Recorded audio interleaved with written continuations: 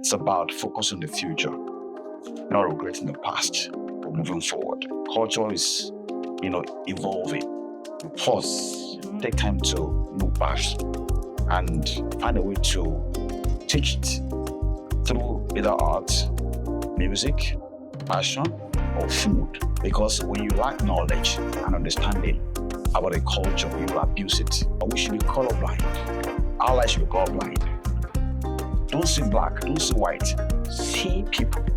Whether you are a Christian or Muslim, or whatever you believe, you should see people as people.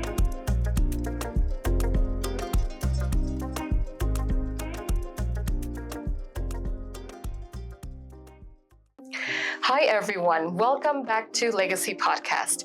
I'm your host, Raisa Afrida. In February, we celebrate Black History Month. It's a time to honor Black excellence, reflect on history, and spotlight the culture, creativity, and contributions that continue to shape our communities today. And one of the best ways to experience culture is to live it through music, art, stories, and community coming together. Today's guest is Lanre Ajayi, a multi-disciplinary artist, cultural connoisseur, and community engagement strategist. He's also the founder of Ethnik Festival, an event that celebrates cultural diversity and creates space for people to feel seen, represented, and feel proud of.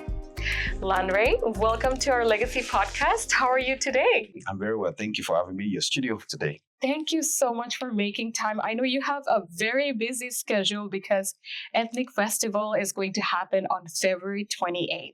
Yes. So I really appreciate you making the time to have this very important conversation about Black History Month. Yes.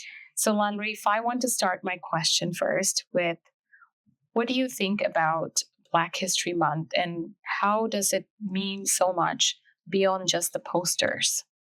Thank you very much. Black History Month is not about remembering the past.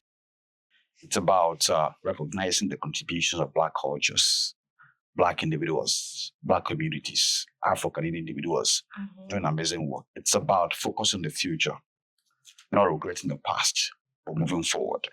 I love that. Thank you so much for saying that. It's a continuous process. Yes. It's not just part of the history. I absolutely agree with you on that. Now, why do you think it's important to celebrate Black history through art, music, and community events, not just education? Cool. So culture is a way of life for the people. Anywhere you are, whether you are from Asia, Africa, Europe, if you cross across the world, your culture automatically moves with you. Absolutely. It's invincible, but they find a way to express themselves in you. And when you understand that culture is, evolving, then there's a need for you to see how you pause, take time to look back and find a way to teach it through either art, music, fashion, or food. And when we take time to pause, understand our cultural differences. Like I said, cultural differences, we're unique. Our uniqueness and our differences are uniqueness. It helps us to appreciate one another better. I've not been to India before, but I love chicken masala. Oh, yes. I had yesterday. That's amazing. Yes. And I love spicy food. Now, that gives me an understanding and connects me to that people or people from Indian communities. I've been to China several times, and while sojourning in China for some years, I picked up some cultural languages of how to connect to a Chinese person. When I see them, when I gesture or I speak something, they smile at me because there's something I have connected with them that is very, deep in their heart. Yeah. So celebrating is, or giving us, to give us an opportunity for us to connect to one another beyond the surface level by really respecting our differences. Because when I know what works for you or what is a no-go area or a boundary, I will respect it based on knowledge that I'm acquiring by learning And the way of learning is we're making it fun through celebration. Absolutely. And I can vouch for that because I was at the Ethnic Festival last year with my team, and I could see how so many diverse background people came over and they were sharing food. I tried some really nice food, like Nigerian food, during the event. And it reminded me of food home back home. Yes. And I was like, oh my God, we're so intertwined in so many ways. Yes. Rather than finding differences, I think we found commonalities that, Exactly. okay, this is like back home. Yes. Now, I do want to ask you one thing, Lanre. What's one thing you wished that more people would understand about Black culture and Black contributions today? Knowledge and understanding. Okay. We have issues around hate, hate speeches, crime, racism. It's basically when you see a people exhibiting those attributes, it shows the level of the nation's value. Yeah. Because when you lack knowledge and understanding about a culture, you will abuse it. When the knowledge of a thing is not known, abuse is inevitable. Now, when you take time to understand people, because Canada is such a big, multi-diverse community, cultural, cultures from everywhere. The better way to live is to understand how we can work together. We have the indigenous community here. I love their culture. It reminds me of my own culture. Yes. From the beadwork to dances. I've spent time with them, traveling to the reserves, dining, feasting, working with them. And they've done the same thing with me. And we are brothers. We all bleed the same red blood. Absolutely. We all bleed the same. Now, when you take time to understand and to have a knowledge, you don't have to learn the ABC to Z of every culture in the world. But there's some things that we can learn that we can understand.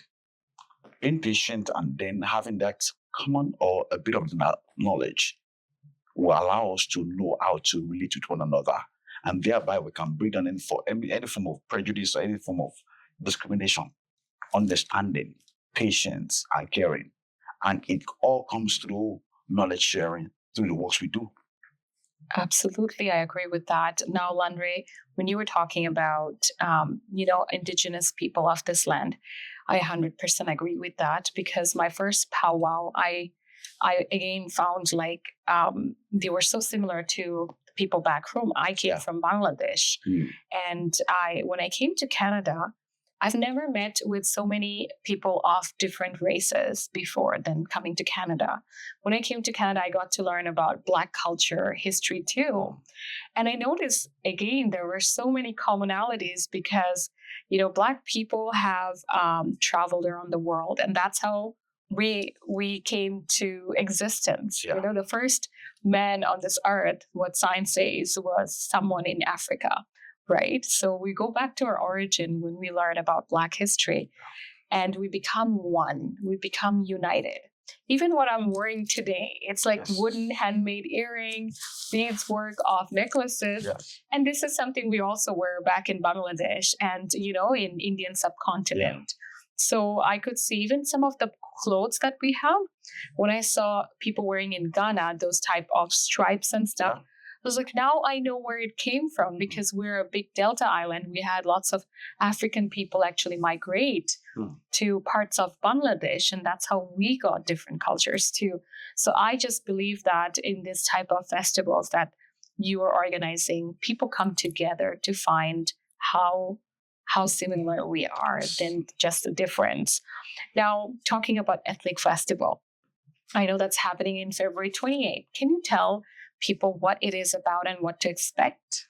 Good. So the festival is actually 3 days. 3 days. 27, 28, and the 1st of March. Okay. Now, 27 is the festival activation, where we started something in 2020 called Cargo Food War. Okay, Initially it was called Jollof Rice War, which is a kind of food contest between African countries. But because of our understand about inclusivity and diversity, we branded it to main Cargo Food War. We now bring African and Caribbean together. But for the first time this year, we're going beyond Africa and the Caribbean. We're having an Indian team joining us. Wow. And this time around, because this is the 30th year of celebrating Black History Month in Canada, or recognized by Canadian governments, and it's a centennial edition of such globally. When Black History Month, became some global celebration. And as a result of that, we thought of how can we brand the Calgary Football this year?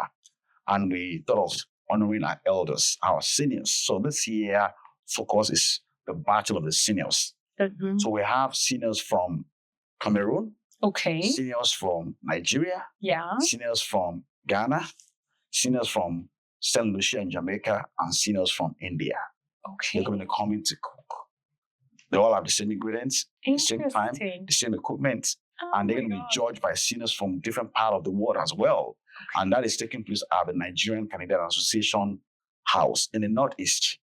That's amazing. You're bringing like different communities together. From 5 to 8 p.m. on the 27th of February. Now, it's free for seniors to attend, provided you register, on our website. And also, students from kindergarten to university level, is free for them, provided they register on the website.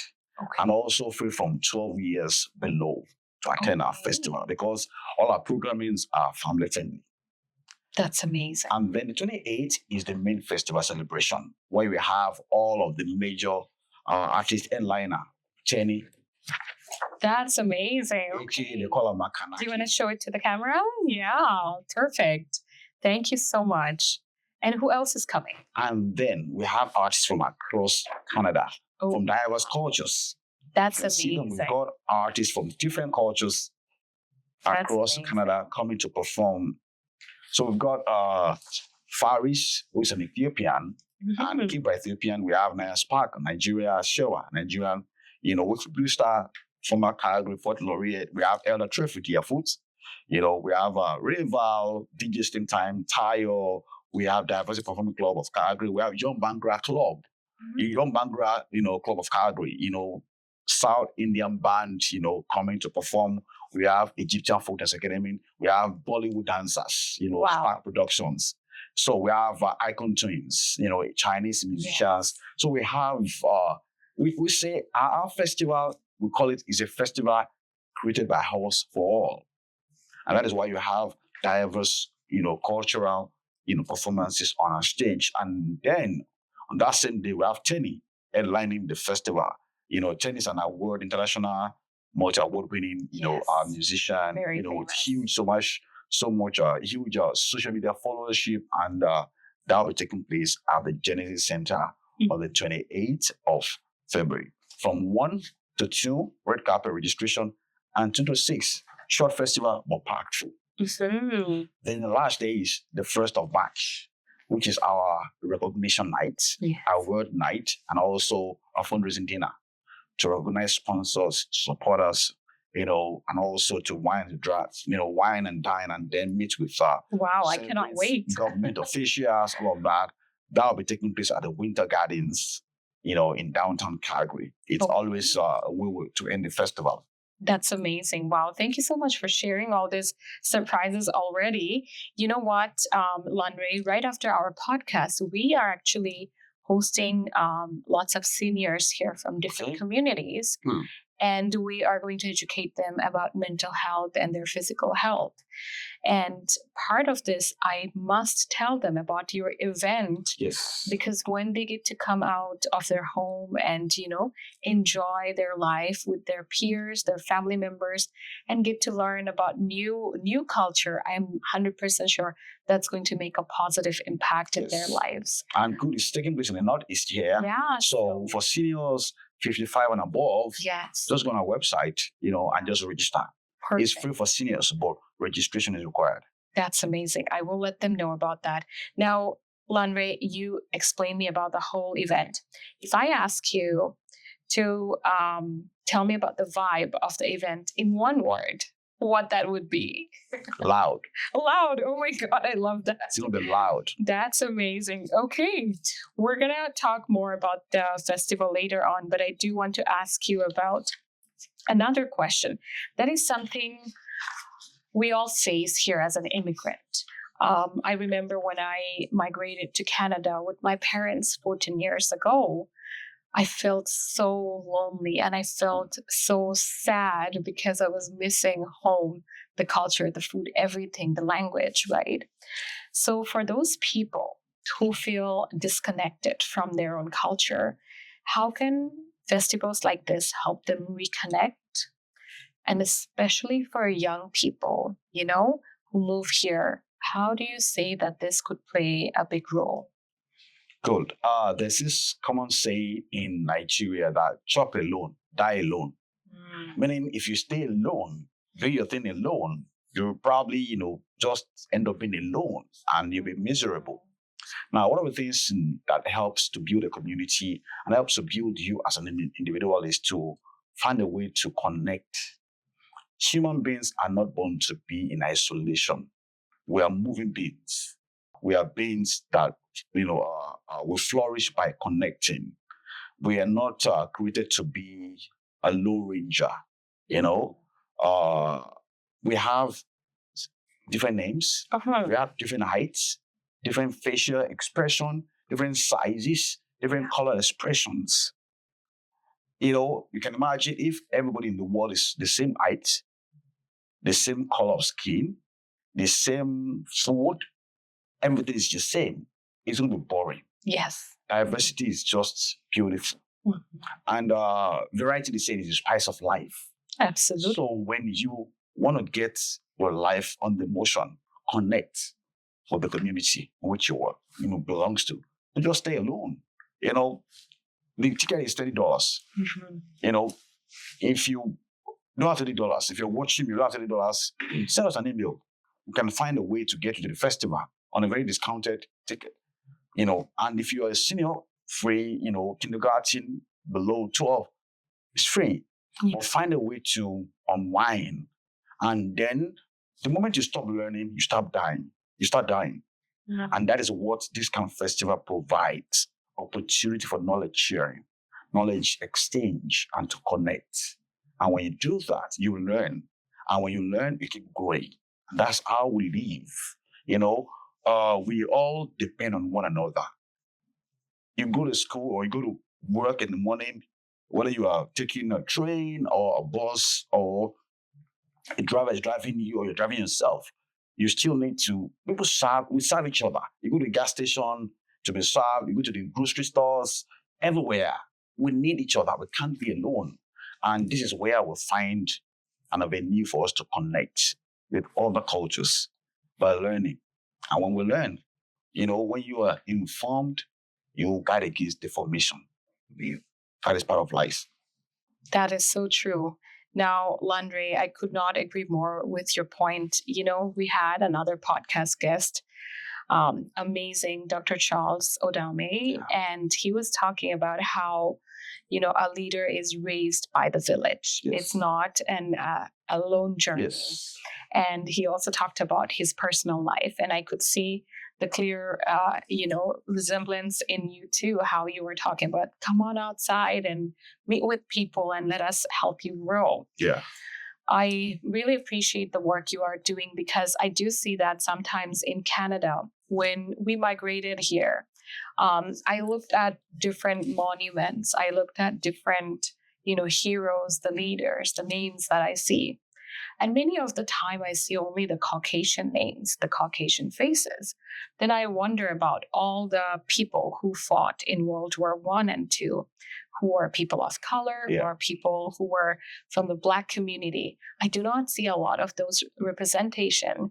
And when we look at also our mainstream media, I do see that there is still a lot of room of growth where we can talk about the contributions of the Black community. This morning, before I was preparing for your podcast, something came to my social media, and that is about the Black Harlem and the Bangladeshi Harlem. Because when Bangladeshi people migrated to United States, before civil rights movement, they actually lived and intermarried with the Black community. And Black community has done so much for other people of color when the civil rights movement happened. Yeah. So even when sometimes we do not know a lot about Black culture, I'm talking about maybe people like my mom and dad, my grandmother, or someone else, or who's very new to the country, who are kids who haven't got the books and the history yet. It is very important to show the representation in front of them while they're here. It's not someone who died. It's not someone in future in just movies, but it is someone who's right in front of you. So thank you so much for all the things you were doing, and it's very important that you continue Appreciate your that. work. Thank you so much. My next question is something more fun, okay? If you were to bring in any artist or musician or maybe a cultural icon to Ethnic Festival, it could be like your dream, who that person would be. Well, if You have a long person is list? watching, I'm Tyler Perry. Oh, okay. It's someone who has Tyler I've Perry. learned from afar. Tyler Perry is one. I've been able to choose Steve Harvey, Uncle Steve Harvey, Steve Harvey. and last Wow. Oprah Winfrey. Okay. My team at the behind of the camera agrees with you. So maybe we can tag them and say like, hey, Lanre wants you here in Calgary. Maybe we would be able to experience their magic in person. Now, my next question to you, Lanre, is what role do allies and non-Black communities play during Black History Month? And how can they show up in a way that's actually respectful and helpful, and not just in February and not just in Ethnic Festival? Thank you very much. Like I said, we all believe I will depend on one another to build something meaningful. February should not just be, a special month that is celebrating of Black excellence. Black culture is Black culture is part of Canada history. We have, Black soldiers who died in the war. Yeah. We have those who migrated from the United States. Yeah. Through Underground Railroad. Yes. We got so many of them who, started their life in Amber Valley. Yes. Today we all know Cargo Stampede, but it was through someone, a Black person, called John Ware, who was an exceptionally brilliant rancher. Yeah. And this is someone amazing. Yeah. Now, we're not told this guy wasn't trained by an indigenous or a white person. Yeah. But it was just some talent that he developed by his care for horses. Yes. Now, not so much is said about him during Congress Stampede. Yep, I agree. Which I hope Congress Stampede can, give some credit and honor to a man like that. Mm-hmm. So the work of allies is not just because it's Black History Month. Let's see how we can. Because so many organizations are like, okay, want to support Black History Month. You have this red, yellow, green color on their logos, all of that. And when February 28th comes, 29th comes, that is over. No, it's part of Canada history. And it should be things that we do. Don't do things for me because it's Black History Month in February and you just want to show me some respect or love. No. Every day of your life, it's part of life. I don't have to wait till it's independence of India or Chinese New Year or Bangladeshi New Year. Something. We are all people. We should celebrate one another and we should continue. And the allies, like I said, they have the responsibility to love equally, relate with one another. We should be colorblind. Allies should be colorblind. Don't see Black, don't see white. See people. See people as human beings. When you have that mindset, you will look beyond the color of my skin or the way I sound or where I'm from. And that should guide us in the sense that when someone, you call someone for an interview and then you hear the sound, that shouldn't change your judgment about the person. Or you see someone's resume with their name and this is not the people we're looking for. No. Absolutely. I faced a share of my challenge when I came to this country. At the beginning of my, sojourn in Canada about 11 years ago. But the mindset I'm coming with, it's on a higher level. I don't think based on what people say or people think. Not everybody will have this kind of mindset. So we should think beyond color. We should be colorblind and see humans and see people. Whether you are a Christian or a Muslim, or whether you believe, whatever you believe, you should see people as people. And when you have that mindset, you will think beyond the color. And your allyship will be something that is not limited to a particular time or period or moment.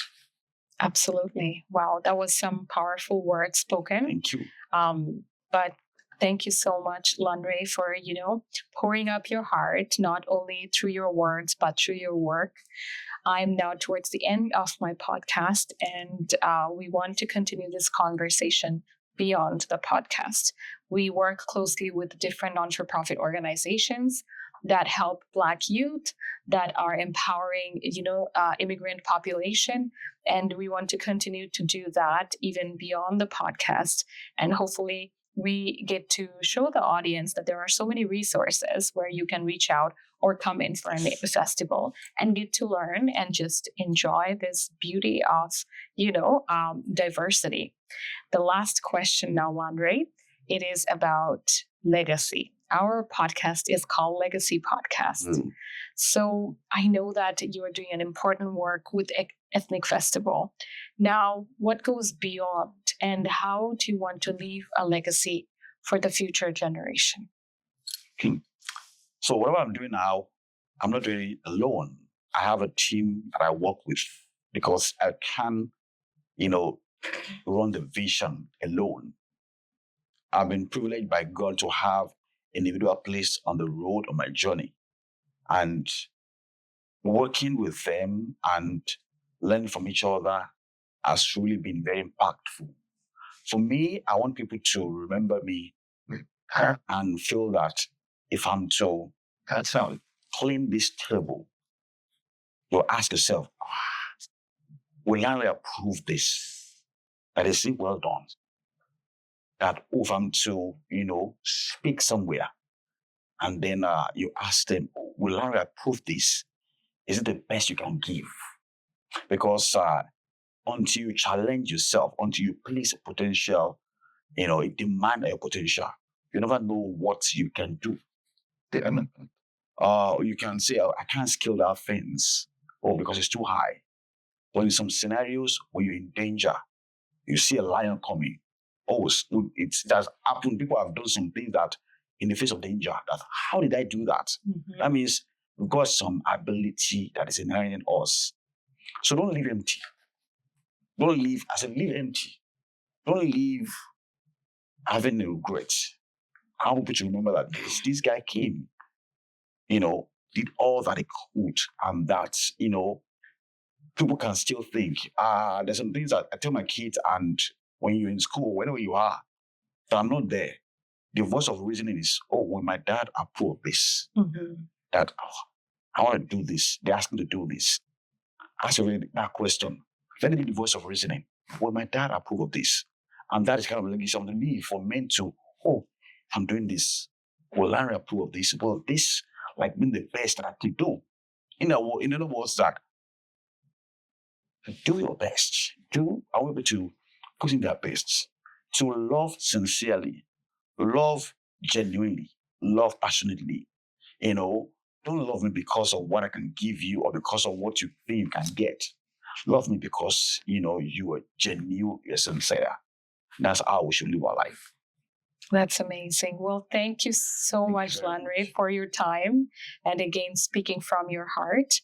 Now, I turn back to our audience just to inform you guys that Ethnik Festival is starting from February 26th, 27th, 28th, and 1st of March. Yes. So feel free to check that out. And if you have question or how to register, feel free to check out Ethnik Festival of Arts and Culture 2026 on Google, and you will find all the details. Also, if you have been inspired by Lanre, feel free to reach out to him directly through LinkedIn or through his website. But feel free to like, share, and subscribe to our Legacy podcast. We hope to bring you another inspiring person in our next episode. But till then, look out for some books. Look out for some resources or some events to go to during the Black History Month and go beyond that. Thank you so much. Hope to see you soon.